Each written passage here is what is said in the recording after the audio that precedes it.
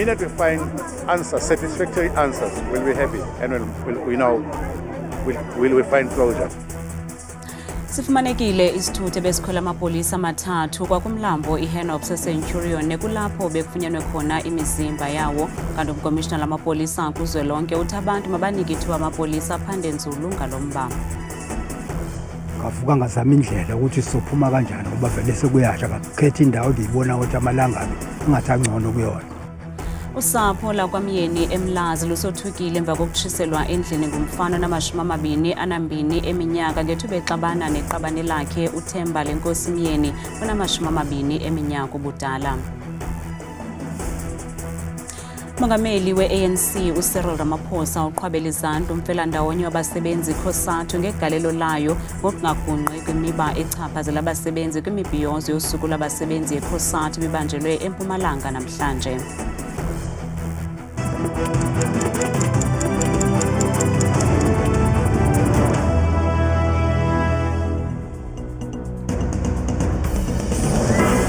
Sinamkele kwindaba zethu andamba indodwa andamba nophumza siphumba noyitoliki yolwimi lwezandla Botani Mzonzondo.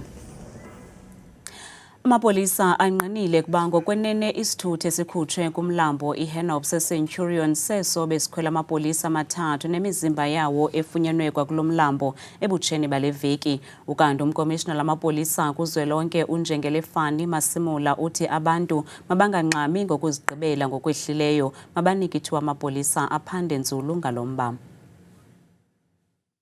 Umkomishina wamapolisa jikelele uNjengelefani Masimula uyanqwala ukuba ngokwenene isithuthi esifunyenwe kumlambo iHennops eCenturion namhlanje siso eso besikhwele amagosa amathathu esipolisa nafunyenwe eswelekile ebutsheni bale veki. Woleke ngelithi uphando lwamapolisa ngoku luza kuqhuba ngokupheleleyo.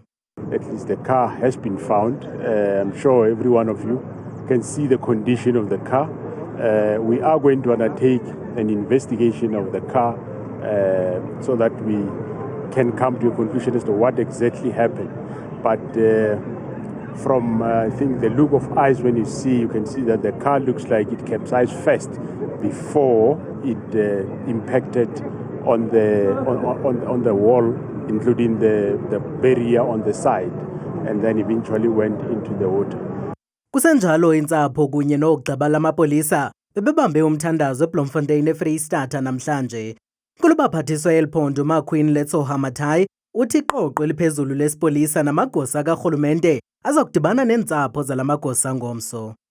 So we'll be meeting the families, plan together, but definitely we are going to support them and make sure that we ease the pain. It's not easy, but we are going to try our best level to ease the pain. Usapho lokaLinda luthi lusafuna inkcazelo ephangaleleyo. What took them so long to find ours? If they could take 2 days to find the Renault, what took them so long to find ours? Those are questions that we have, and if the minute we find answers, satisfactory answers, we'll be happy and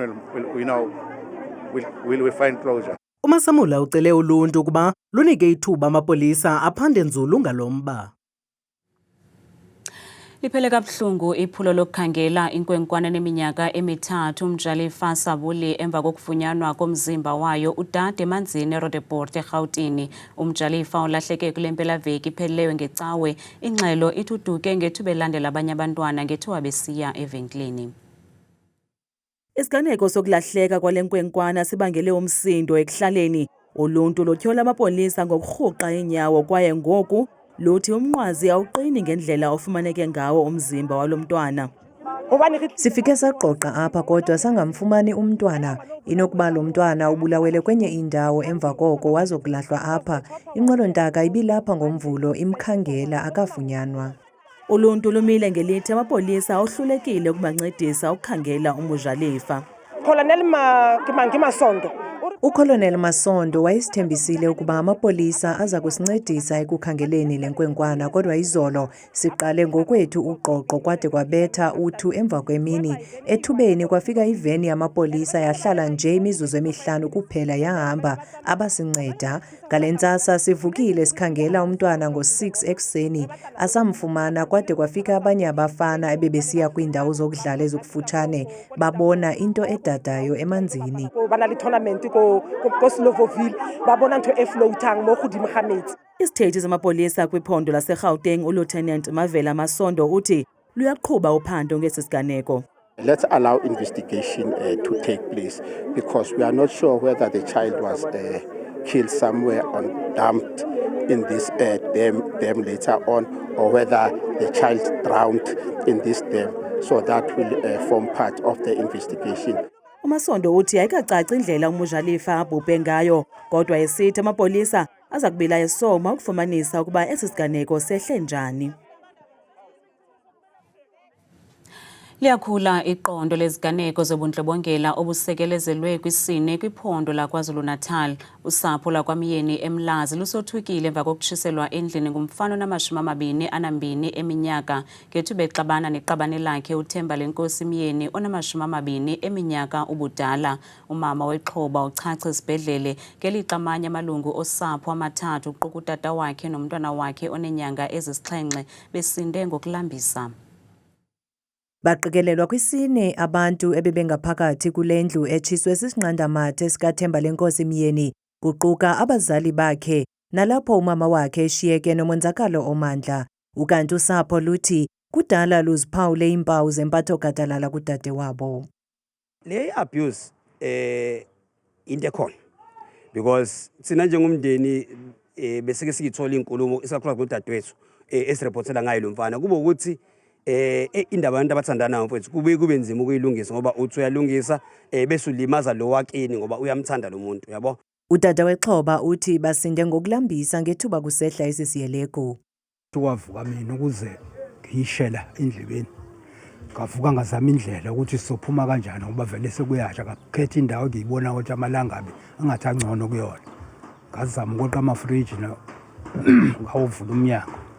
Kanti yena uzophuma ngomunye umnyango lo wendodakazi ewuma wengane.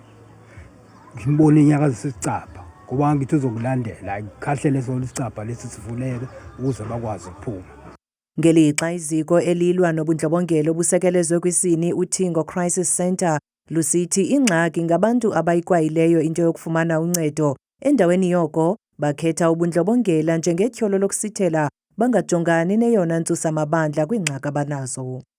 Iyahlupha into ye-GBV kakhulu, iyahlupha kakhulu into ebanga ukuthi ihluphe abantu baku-denial nanokuthi abantu balahlekelwe ubuntu nokuhloniphana nokulalelana. Iyona nje into eyinkinga leyo ukuthi umuntu akazibone efuna usizo. Iyona into esibhekana nayo ukuthi mangabe mina nginenkinga kufanele inkinga yami ngiyilwe nophila ngikhiphele kuphila ngokuphila ngiyamhlula. Umkhanelwa ona-22 eminyaka usacela amathafa njengoko isakhangelwa ngamapolisa eqhuba nophando. Mongameli we-ANC umnumzana Cyril Ramaphosa uqhwabela izandla umfelandawonye wabasebenzi COSATU ngegalelo layo longagunqe kwimiba echaphazela abasebenzi. uRamaphosa ubethetha kwirali ye-COSATU ebanjelwe eMiddelburg eMpumalanga namhlanje njengoko lo mfelandawonye buqaphela usuku labasebenzi i-Workers' Day ukutsho ngelixa neSAFTU nayo iqaphele olusuku kwiindawo ezahlukeneyo. Umongameli Cyril Ramaphosa uthi kunyanzelekile ukuba amalungelo abasebenzi angajongelwa phantsi koko afunqulwe abekwe kwinqanaba elifanelekileyo. Utsho ikhuthaza lo mfelandawonye wabasebenzi ke ukuba ungatyhafi kwidabi lokulwela abasebenzi. It was COSATU that led the struggle for a minimum wage as set out in the Freedom Charter, and that aspiration in the Freedom Charter has been achieved, and we congratulate COSATU for leading that struggle. Xeshikweni umongameli walo mfelandawonye COSATU Zingiswa Losi ethe izithukuthuku zawo azinako ukuphelela emoyeni. Utsho isithi ke ngoko kuza kufuneka kubekho inguqu ekhawulezileyo exhasa ngokupheleleyo abasebenzi.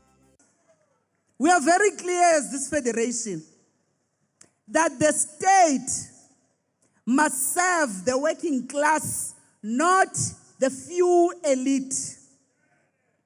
We are very clear as COSATU president that we did not wage a struggle for us to see the democratic state become a playground yamasela.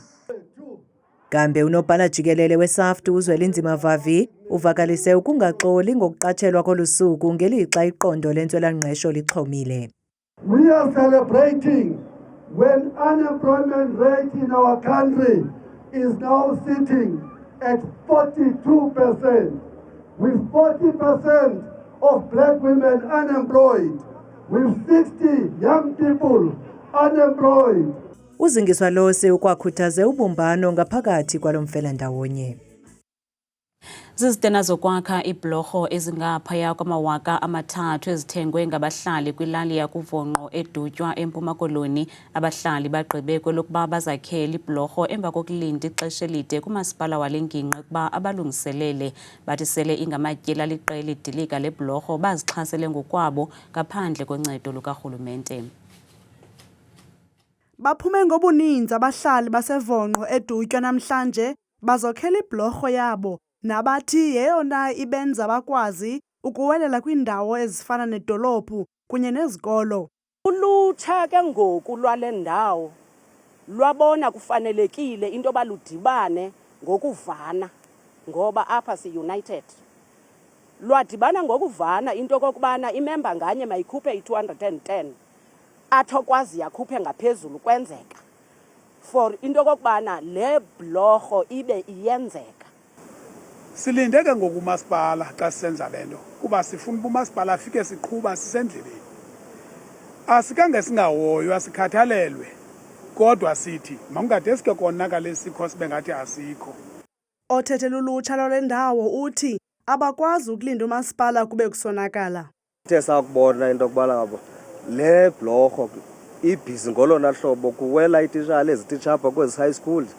Nabantu ababheke ekliniki bawela apha nabantu ababheke edolophini bawela apha. Ibhlorho le yakwa Ward 5 ngelishwa yenye yeziseko ezithe zonakaliswa yimvula enkulu. Umasipala ke akanalo ulwazi lwale migudu neenzame ezenziwe luluntu lwakwa Ward 5. Asazi kwaye nokhuseleko lwesisakhiwo esilungiswa luluntu asiyonto esinokuyiqinisekisa. Abahlali bamemelela kurhulumente ukuba angenelele ukuze bafumane ibhlorho ekumgangatho wale mihla. Isebe lokuhlaliswa koluntu KwaZulu-Natal liqalile ukufudusa amaxhoba ebethe adilikelwa zizindlu kwilokishi yaseMlazi kubahlali abayi-1,200 abathe bachaphazeleka bangaphaya kwama-200 abafuduswayo besiwa kwiindawo ezikhuselekileyo nanjengoko izindlu zabo zisekwimeko enobungozi. Iqalile namhlanje inkqubo yokufuduswa kwamaxhoba athe adilikelwa zizindlu eMlazi ngenxa yemozulu engantlanga. Oku kuza emva kokuba umphathiswa wesebe lokuhlaliswa koluntu kuzwelonke unkosikazi Thembi Simelane ethe watyelela kulo mmandla nalapho aye wavakalisa ukuba awukhuselekanga ukuba kungahlalwa kuwo. We've identified almost 56 households that has been damaged in this area, so we've been taking care of those as from today onwards in terms of what has been damaged. Others were still proceeding with assessment, which is why the team from National and the team from in the province, they'll be here probably for the next 2 weeks working on the ground day by day. Ukanti abahlali balithakazelele kakhulu elinyathelo. Yajabula ukuthi umphakathi wethu la ka-H ko4 usebeyamuva. Ngicela ukubonga kuminister naku-province naku-national kanye naku-DGT kanye no-Sira. Ngibonga kakhulu ukubona bonke kanye nekhansela lethu uMhlengo okuyena owathatha udaba walihambisa. Isebe lokuhlaliswa koluntu lithi le ndawo basiwa kuyo yethutyana ngelixa lisakhangela indawo esisigxina abazokakhelwa kuyo. Kunqunyanyiswe amagosa amane ezokhuseleko kwintolongo yoluleko yaseGoodwood eNtshona Koloni emva kokubhubha kwebanjwa. uQuinton Fortune ubhubhe ngoFebruwari emva kodushe lurhaneleka ukuba luqhambuke phakathi kwamabanjwa namagosa agada amabanjwa. After reviewing the investigation report and considering its findings, I have decided that the Western Cape region will reimpose the suspension of 2 officials, Mr. Lamla Shumani and Mr. Kolani Machoba, who were previously suspended but later reassigned. They will now join Mr. Kamakweleta and Ms. Tembisa Mninzi, who remain on suspension. Other officials confirmed to have been involved will also be considered to undergo possible disciplinary action. The findings of this investigation point to an urgent need to evaluate the effectiveness of management practices at Goodwood Correctional Center. As a department, we are committed to taking corrective steps where necessary and will continue to support and encourage our officials through wellness and support programs to boost their morale and also address issues of safety. We will also continue to conscientize our officials against the use of force. Nanzimo Zulu noThabile Makhaphela.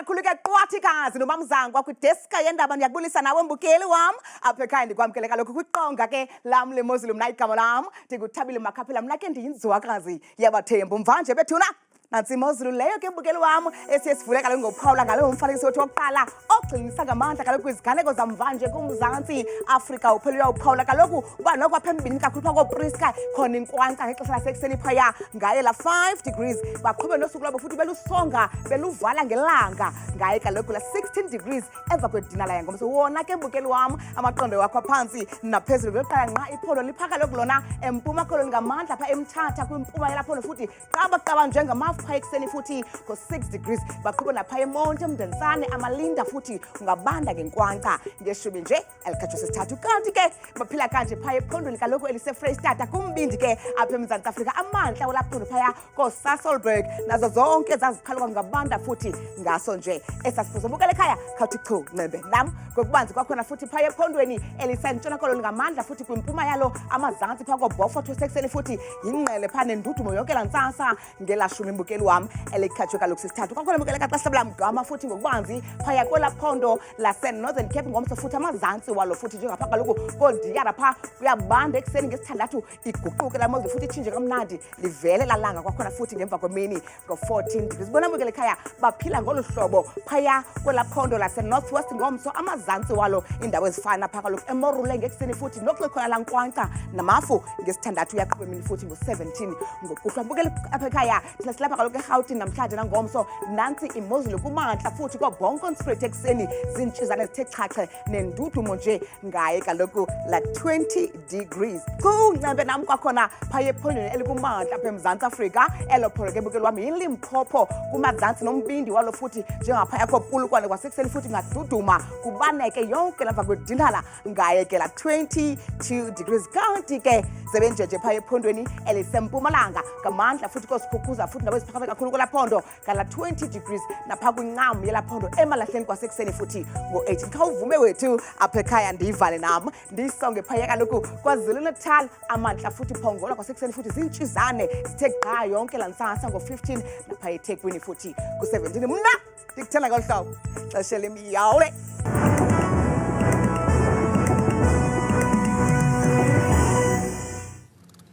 kanti ungawafumana la manqaku namanye kwiqonga lethu leYouTube nelithi Indaba Zethu 163 ngomso oogxa bethu baza kuniphakela izindaba ngolwimi lwesiZulu kamnandi mawethu.